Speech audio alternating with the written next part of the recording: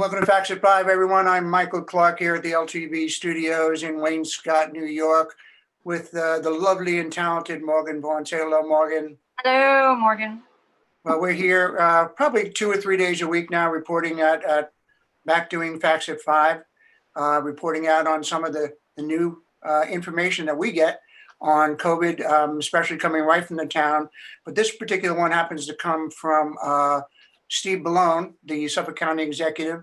He announced yesterday that the launch of something they're calling Suffolk BACKSTOP, which is bringing assistance, I got to laugh at this, bringing assistance to COVID-19 and kickstarting support to operating professionals, or BACKSTOP. Okay. That's the toughest part of this whole thing, is trying to remember that name. But they're going to actually be distributing nearly $600,000 in emergency rental assistance to residents and provide nearly 150 small businesses with grants up to $10,000. Now, applications for the rental assistance program and for the small business assistance grant program will open on December the 17th. So some folks can look forward to that. And Mr. Bellone says we are now 9 months into the pandemic, and with cases surging once again, we need to provide residents in need tangible assistance. And he said that this new rent relief program, coupled with financial aid to struggling small businesses, will provide help to some of the most vulnerable residents.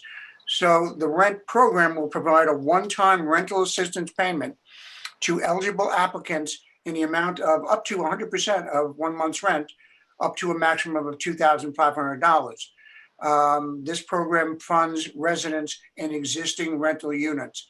So there's some caveats that have to be met, and obviously some paperwork that have to be filled out.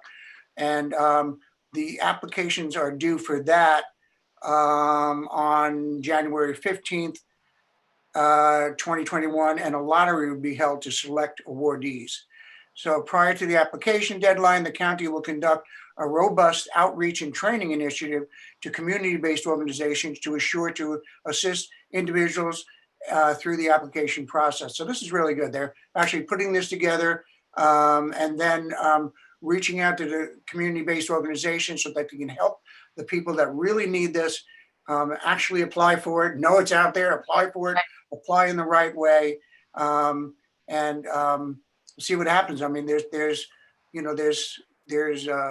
a little glimmer of hope there. And then in terms of the small business assistance grant program, there's going to be $1 million available for community development block grant. The county will provide nearly 150 small businesses with a grant of up to $10,000 based on the number of full-time employees. So there's a little criteria for that, but the eligible businesses are gyms, hair salons, barbershops, nail salons, restaurants, bars, and taverns. So that's who's eligible for that particular thing. And that it's, to ensure that small businesses in Suffolk County have access to financial lifeline, during this very difficult time. So that's good news. They're trying something coming out. God knows it's not happening at the federal level right now. Right. So Steve Bellone's taking matters into his own hands, and it's got something going on anyway. And I will, when I edit this, I'll put in everything at the top so people will vote on the crawl and above, so that people can see where to look for this information. Yeah. So what's going on with the COVID cases? Just the numbers associated with that. So from the Suffolk County website, yes, this is confusing. It's always confusing. The data is from December 12th, and then it says yesterday. So I guess that means the 11th. So 6.3 tested positive in Suffolk County yesterday, which is, I guess, the 11th, which is still 6.2% positive on a 7-day average. And this is, we keep right in this area. And I keep seeing people online and everywhere talking about how, this is the flu. And the truth is, if it were the flu and we were at these levels, we would be experiencing the same kind of panic and things from the CDC. This is because everybody's getting sick at once. Has been, as we know, the whole thing from the beginning. Unfortunately, there were 5 fatalities, and we're still in an okay place for the hospital beds, which is 26%, so a quarter of hospital beds are available and 31%, so about a quarter to a third of ICU beds. But as anyone who's ever been in the hospital knows, that doesn't make me feel better. And so those are the recent statistics.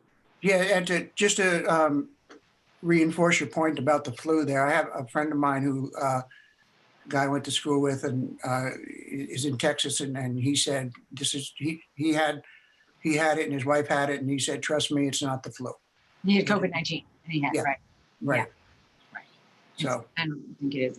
But even if my point was, and I probably didn't make it very well, but even if this were the flu and the numbers were as high as they were, we would still be having to have closures because we can't have everybody sick at once. Even if it were, everybody was going to be in a car accident at the same time, it'd be the same thing.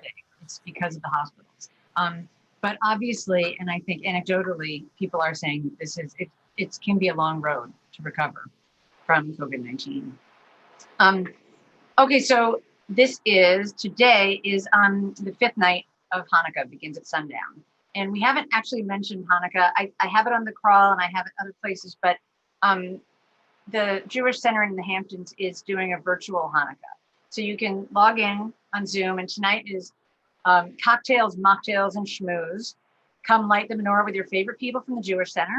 Bring your own drink, obviously. And tomorrow night is the sixth night, menorah lighting with Guildhall, and the Jewish Center and Guildhall are joining together for a virtual menorah lighting with their two communities. So I will have that information as well. And we, want everybody to have safe holidays no matter what you're celebrating. yeah, I know for you, Festivus is coming up, so we need to make sure that we do that. I got a problem with you people. Yeah. But the Jewish Center, they've been really on top of this right from the very beginning and trying to keep their community well informed, and something's seems to always be going on. You can check all that stuff on their website, like you said. Big news could be this week. We can be like every other news station and talk about something that might happen, which is they're saying that we might get a major winter storm on Wednesday into Thursday. And how much snow we'll be digging out isn't really clear, but early estimates are certainly on the high end. The National Weather Service hasn't issued a detailed prediction yet. But if they do, Okay. we could get anywhere from 6 to 13 inches of snow with 45-mile-an-hour winds. But there's still a couple of days to go. So let's see what happens. But just to give you a little, I joke around, but just to give you just a little heads up, just in case you had surfing plans or something on Wednesday into Thursday. I don't know, Morgan, what you're doing. So. Oh, well, I was planning on surfing, but now I will not. But I also want, we will update the crawl with, if there is a major storm, we always do that to make sure that people are aware of what's going on. If there's any edicts from the town, or not edicts, but if there's any suggestions from the town, then we make sure that everybody knows about that as well. And that can be on the crawl or in the bumpers. Well, that's all right. Thank you very much, Morgan. I think that's about it for us today. And be safe out there, folks, and we'll see you soon.